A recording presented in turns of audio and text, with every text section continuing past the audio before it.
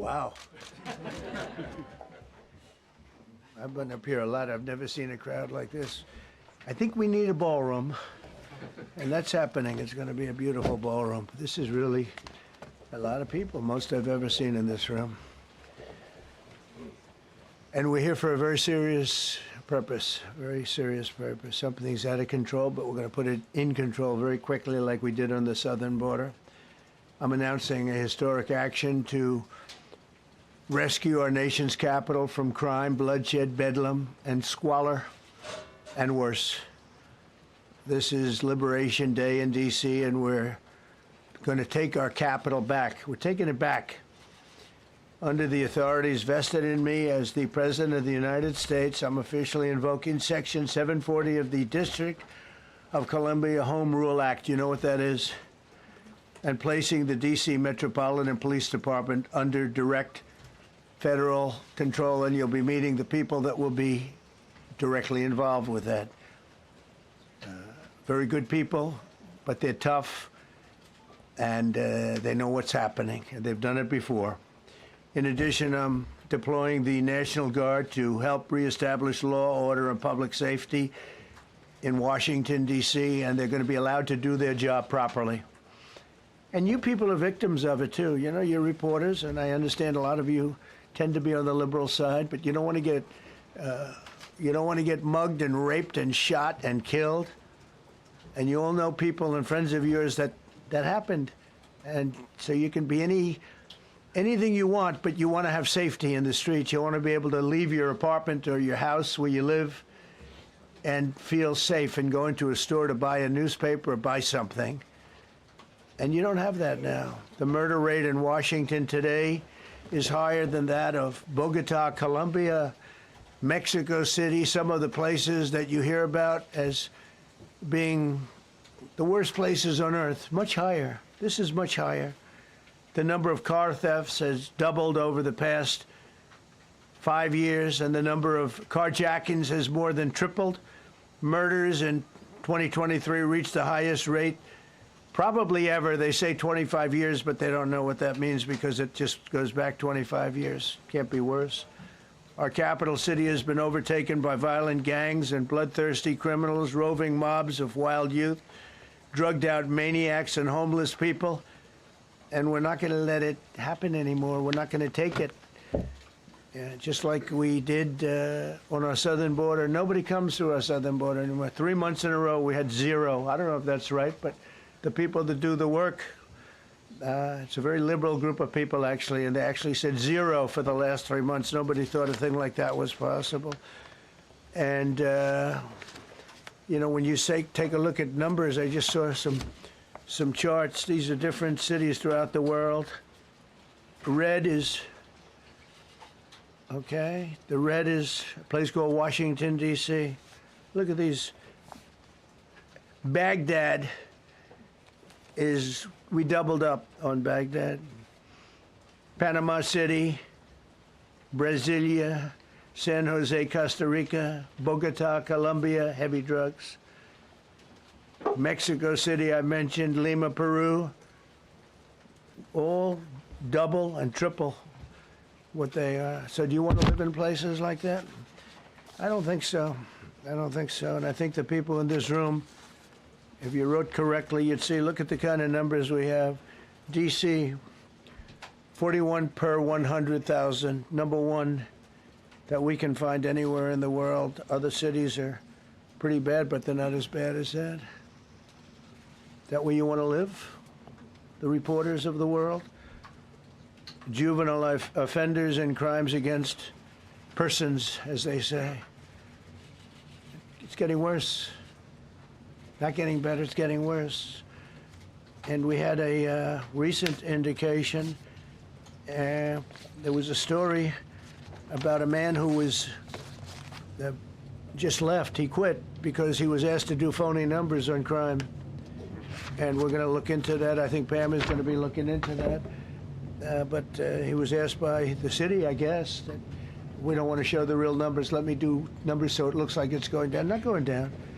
And under Biden, it was a disaster. And nobody did anything about it. We're going to do things about it like you wouldn't believe. Every American has a constitutional right to be able to access and petition their government in safety, and countless federal officials and employees likewise have the right to carry out their jobs in peace without being shot. As you know, I lost a very good person a while ago, was shot waiting for his wife. He was in the car. They robbed his car. They shot him. They killed him like it was nothing to it. She was walking to the car. It's a horror show. This issue directly impacts the functioning of the federal government and is a threat to America, really. It's a threat to our country.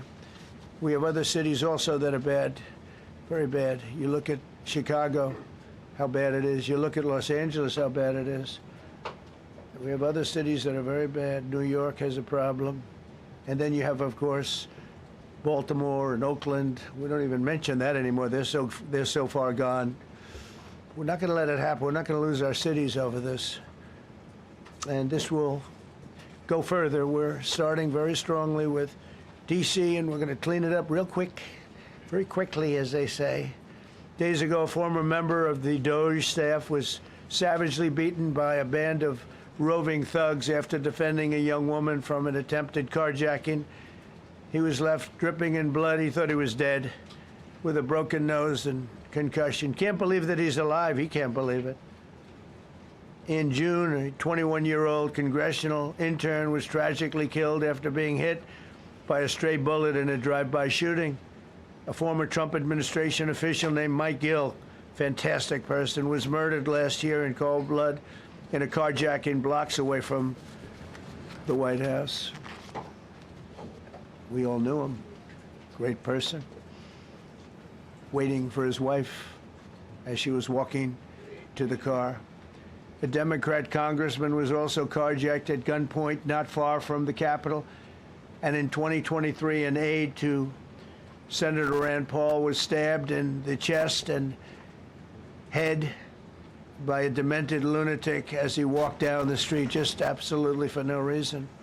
Horrifically, last July 4th weekend, a 3-year-old girl was shot in the head and killed while sitting in a car near the Capitol. It's becoming a situation of complete and total lawlessness. And we're getting rid of the slums, too. We have slums here. We're getting rid of them. I know it's not politically correct. You'll say, oh, so terrible. No, we're getting rid of the slums where they live. Caravans of mass youth rampage through city streets at all times of the day. There are ATVs, motorbikes. They travel pretty well. Entire neighborhoods are now under emergency curfews. Just this past weekend, gunfire went through, and you saw that, the Navy Yard. I saw it this morning. They saw that they fought back against law. See, they fight back until you knock the hell out of them, because it's the only language they understand. But they fought back against law enforcement last night. And they're not going to be fighting back long, because I've instructed them and told them whatever happens, you know, they love to spit in the face of the police. As the police are standing up there in uniform, they're standing and they're screaming at them an inch away from their face. And then they start spitting in their face. And I said, you tell them, you spit and we hit. And they can hit real hard. It's a disgusting thing. I've watched that for years, for 3-4 years. I've watched them. The police are standing, and they're told, don't do anything under any search. So and you can see they want to get at it. And they're standing there, and people are spitting in their face, and they're not allowed to do anything. But now they are allowed to do whatever the hell they want. This dire public safety crisis stems directly from the abject failures of the city's local leadership. The radical left city council adopted no cash bail. By the way, every place in the country where you have no cash bail is a disaster. That's what started the problem in New York, and they don't change it. They don't want to change it. That's what started it in Chicago. I mean, bad politicians started it, bad leadership started it, but that was the one thing that's central, no cash bail. Somebody murders somebody and they're out on no cash bail before the day is out.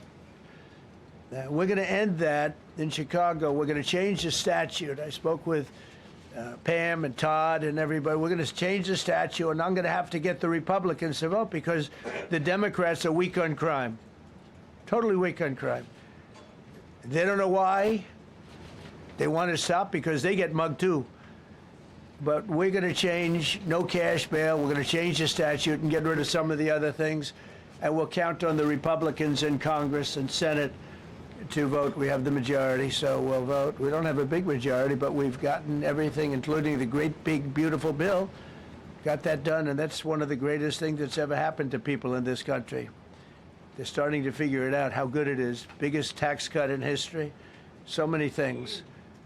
But we'll be able to get that done. So, Todd, if you and Pam can draw up things working with the people, we will. I'll get it passed.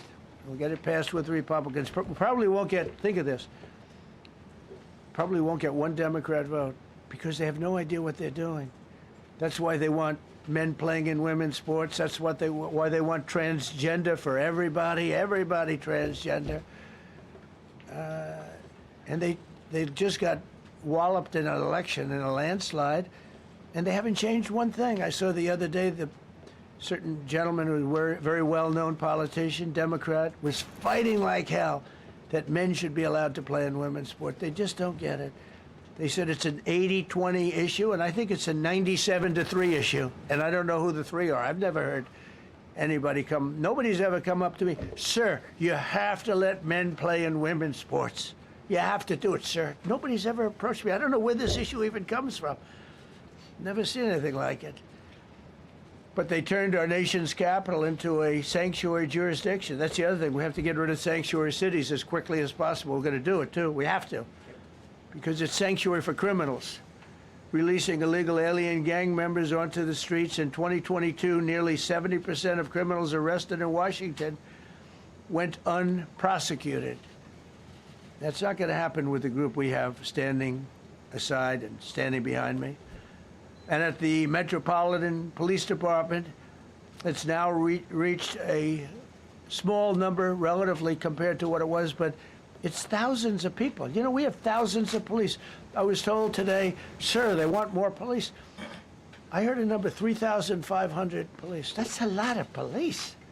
3,500. I thought they were going to say, we only have 30 policemen or women. He said, we have 3,500. We need more. You don't need more. That's so many. I never heard. That's like an army. How could you need more than 3,000? It just happened 2 minutes ago.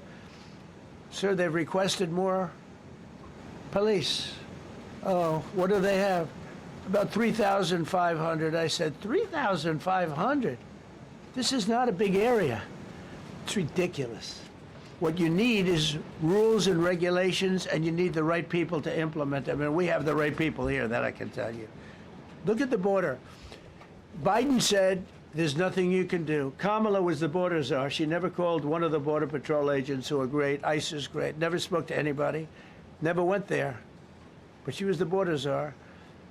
And everybody said it was impossible to fix. I fixed it in 3 months. No, really. I fixed it the first week, but really fixed it over the last couple of months. And I mean, literally to a point where, as I said, 0 illegals entering our country in the last 90 days. Pretty amazing. It's time for dramatic action. We're going to do the same thing over here. It's going to be a very safe city very soon. We're not looking to just take years, because a lot of people die in years. And we've got incredible people in this country, except we have to allow them to do their job. And that we will deliver like nobody's ever delivered before. I actually think it's easy. You know, if you're competent, it's easy. If you're incompetent, it's impossible. But I'm very competent. Last week, my administration surged 500 federal agents into the district, including from the FBI, ATF, DEA, Park Police, the U.S. Marshal Service, the Secret Service, and the Department of Homeland Security. You know, a lot of nations, they don't have anything like that. They got some police, and they're rough police. They don't have DEA, ATF, FBI, Park Police, U.S. Marshal Service, Secret Service, Department of Homeland Security. They got some police, but they're rough police, and they do their job. They don't have crime. We're not going to have crime either. They made dozens of arrests, and that's what starts to happen.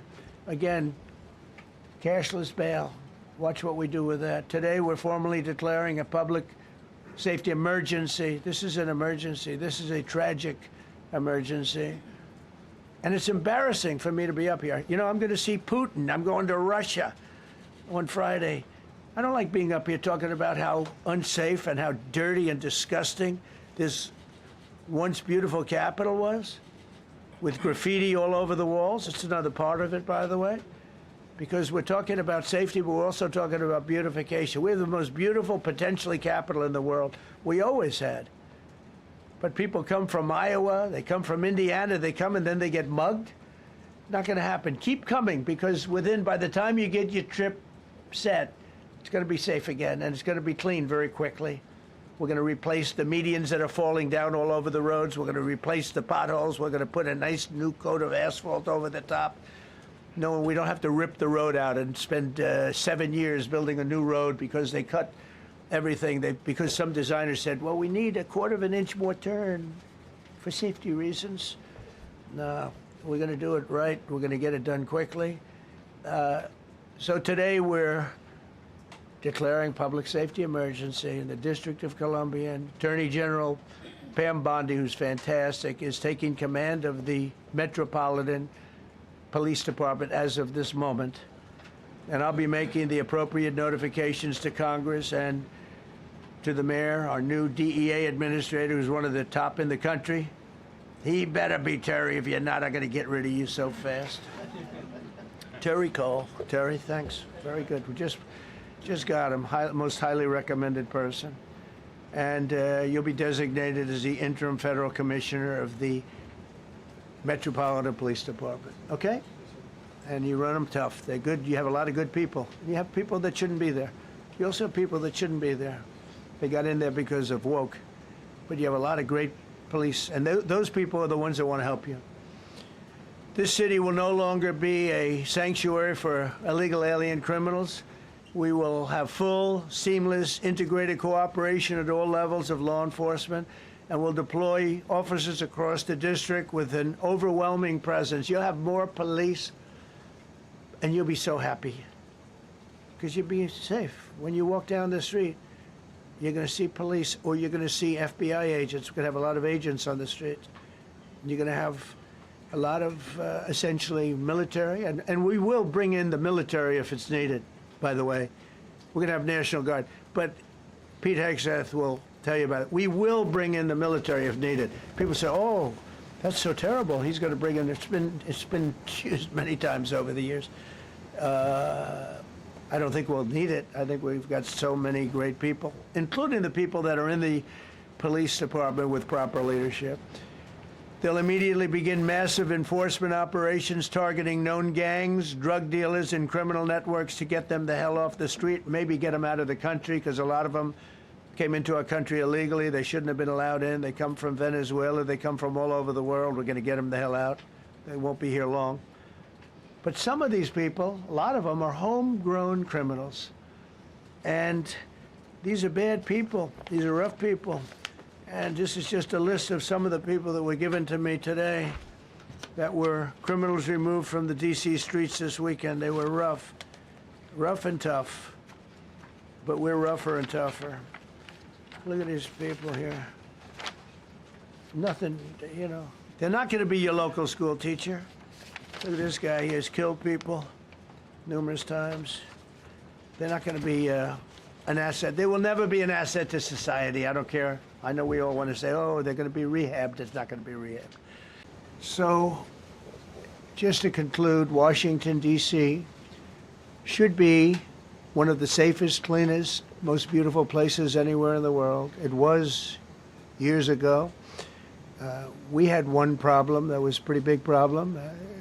The radical left got out of control, and they started trying to rip down statues, and I said, let's go pass a law real fast. We're going to do it real fast, but we were blocked by the Democrats who do not want safety. Nobody gets it. I don't get it. They don't get it because they can't get votes. I don't know how they can win an election with this, but they don't want safety.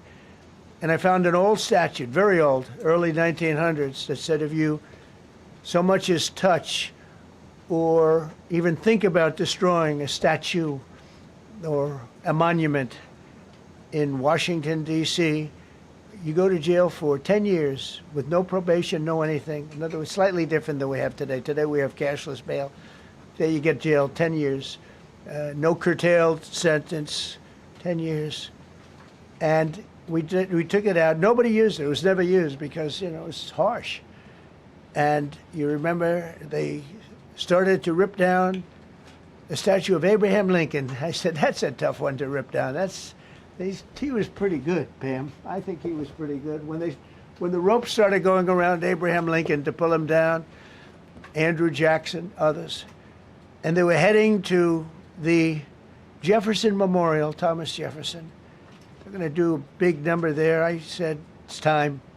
And I signed that statute immediately. We had it updated. We made it use the same language, all passed by Congress. And I announced it's 10 years in jail, no probation, no anything, 10 years, no curtail sentence if you touch, so much as touch a statue in Washington, D.C. And it was an amazing sight, beautiful sight. Everybody just left. The ropes were hanging around Andrew Jackson, and there were 2 ropes around Abraham Lincoln. They left the rope.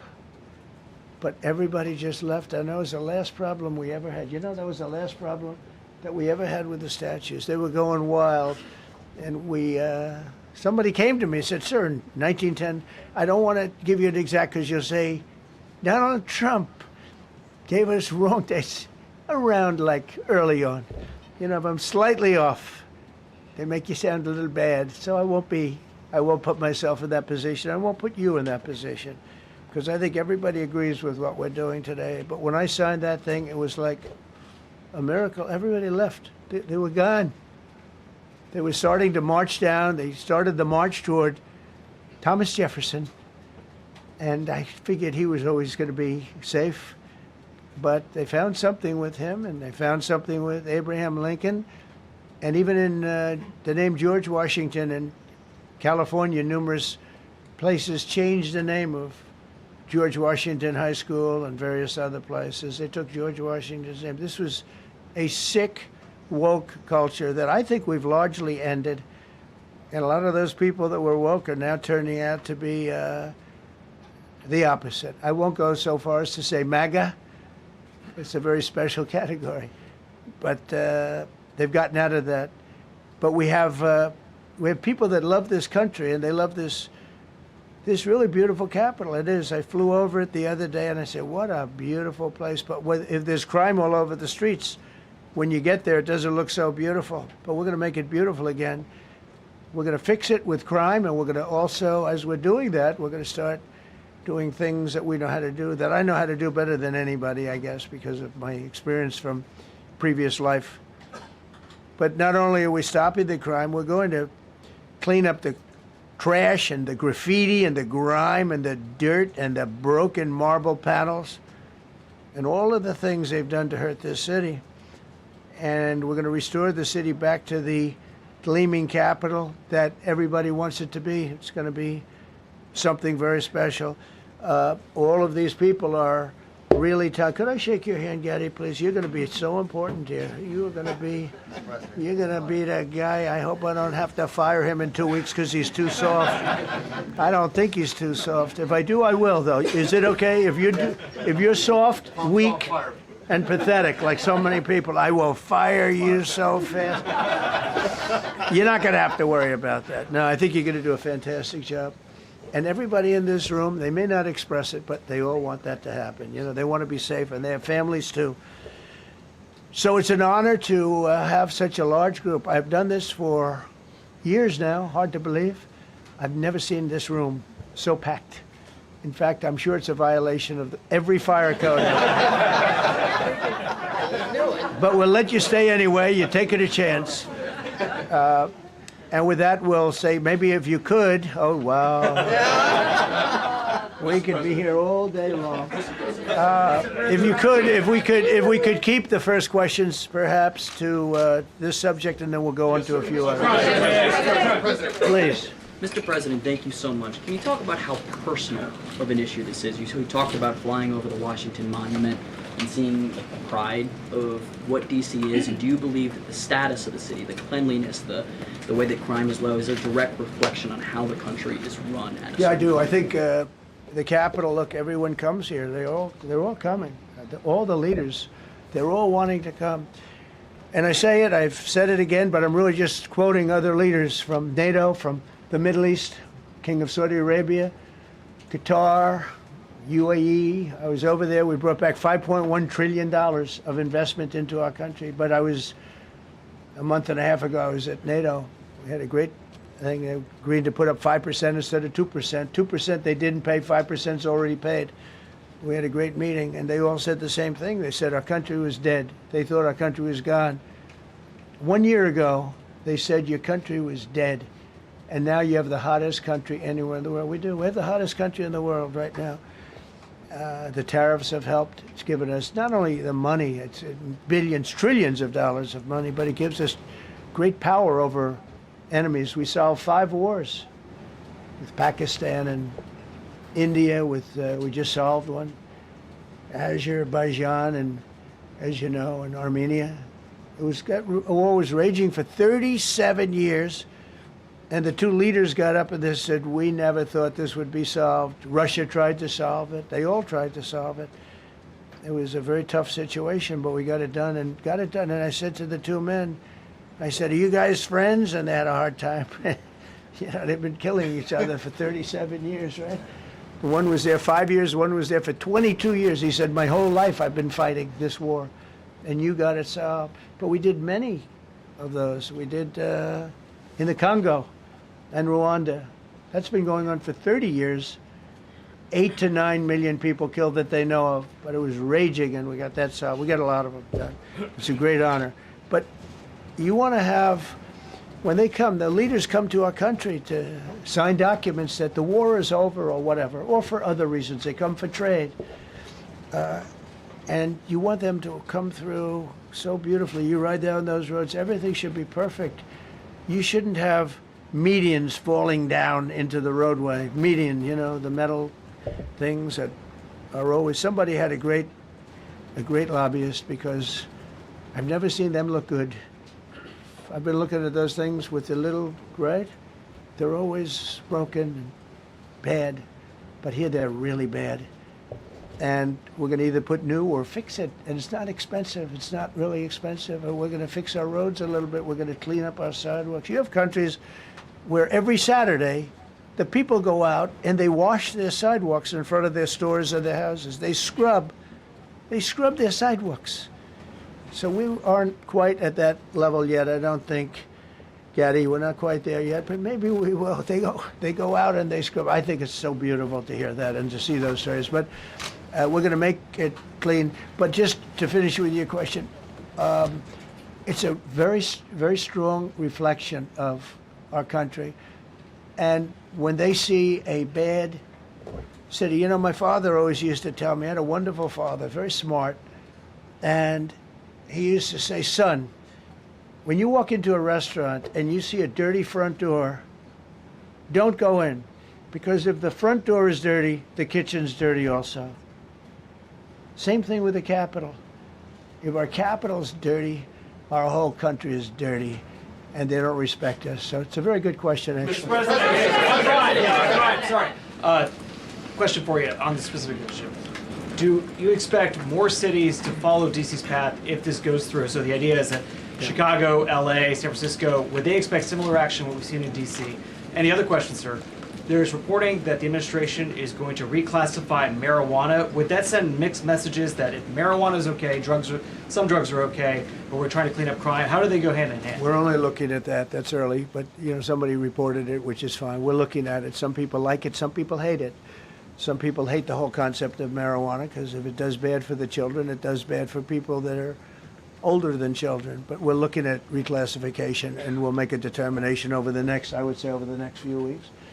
And that determination hopefully will be the right one. It's a very complicated subject, the subject of marijuana. I've heard great things having to do with medical, and I've had bad things having to do with just about everything else. But medical and, for pain and various things, I've heard some pretty good things, but for other things, I've heard some pretty bad things. The other part of your question, I mean, we're just going to see what happens with it all. We're going to have a tremendous success in what we're doing. Other cities are hopefully watching this. They're all watching, just like everyone's watching here. They're all watching, and maybe they'll clean up, and maybe they'll do this and get rid of the cashless bail thing and all of the things that caused the problem. I mean, if you go back, this whole thing with cashless bail is a disaster. So many problems came that we never had before. So they're watching us today, and if they don't learn their lesson, if they haven't studied us properly, because we're going to be very successful. I have zero doubt about that. It's going to be. It's a question of will it be really fast, like the border. Everyone said, they used to say, Biden used to say, I need legislation. I didn't get any legislation. I called up our people, and we did a great job. Tom Homan was great. As you know, our secretary did a great job. They did a great job. There's no games. They didn't play games. And we're going to have the same thing here. But then I'm going to look at New York in a little while. Let's do this. Let's do this together. Let's see. It's going to go pretty quickly. And if we need to, we're going to do the same thing in Chicago, which is a disaster. We have a mayor there who's totally incompetent. He's an incompetent man. And we have an incompetent governor there. Pritzker's an incompetent. His family threw him out of the business, and he ran for governor. And now I understand he wants to be president. But I noticed he lost a little weight, so maybe he has a chance. You never know what happens. But Pritzker's a gross incompetent guy, thrown out of the family business. But when I look at Chicago and I look at L.A., if we didn't go to L.A. 3 months ago, L.A. would be burning like the part that didn't burn. If he would have allowed the water to come down, which I told him about in my first term, I said, you're going to have problems, let it come down. We actually sent in our military to have the water come down into L.A. They still didn't want it to come down after the fires. But that was it. We have it coming down. But hopefully L.A. is watching. That mayor also. The city's burning. They lost like 25,000 homes. I went there the day after the fire. You were there. And I saw people standing in front of a burned down home. Their homes were incinerated. They weren't like, even the steel was literally, it was all warped and literally disintegrated because of the winds and the flame and the whole thing. It was like a blowtorch. They were standing on this beautiful day, maybe a couple of days after. We gave it a little time because what they had suffered. Almost 25,000 homes. And you see what's happening now. They didn't give their permits. I went to a town hall meeting. I said, we're going to get you the federal permits, which are much harder. Almost immediately, Lee Zeldin is a star. He did an incredible job. They have all their federal permits. They don't have their city permits. And the mayor said to me, we think we could have them in 2 years. I was walking down the street, and I met with firemen and police. And I was saying hello to many people that were standing in front of their homes with yellow tape. You can't go in. You can't go onto the lot. And those people wanted to start rebuilding their homes then and there. And the mayor said, we should be able to get them the permits within 2 years. I said, that's a shame. 2 years? Are you kidding? I'm going to get them the federal permit like almost immediately. 2 years. And she drew it back. Well, maybe 1 year. The place was booing her out of the place. They don't have their permits to build their homes.